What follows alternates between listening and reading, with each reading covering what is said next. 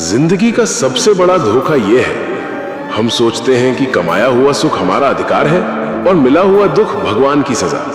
पर सच्चाई उल्टी है। दुख वहीं भेजा जाता है जहां उठने की क्षमता हो, और भगवान वहीं ठहरते हैं जहां आत्मा हार मानने लगे।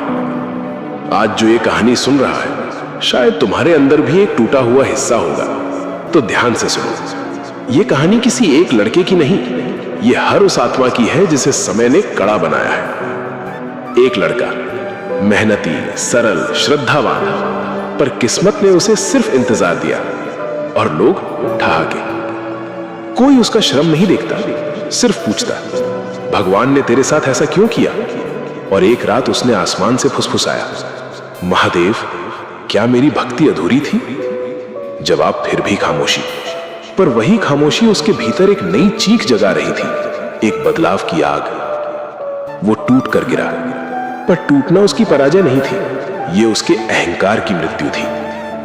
रोते रोते उसने पुकारा, अगर भटक रहा हूं रोक लो, अगर गिर रहा हूं पकड़ लो, अगर हार रहा हूं जगा दो। और पहली लकीर यहीं बदली, जब जिंदगी का प्रश्न क्यों मैं रूपांतरित हुआ, अब मुझे क्या सीखना है।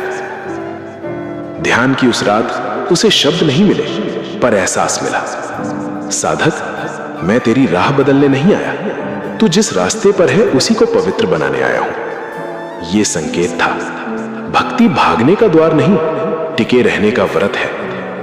वो लड़का उठा, पर अब उसकी दृष्टि बदल चुकी थी। दुनिया जख्म दिखाती रही और वो अपने घावों में दीक्षा खोजने लगा। जिंदगी की असली चाल यही है, दुख मार्ग बदल देते हैं और भक्ति लक्ष्य। महादेव चमत्कार नहीं करते, वो इंसान के भीतर से पशु को हटाकर साधक पैदा करते हैं। जो राह टूटकर छूटी थी, वहीं से अब साधना का प्रथम चरण शुरू होता है।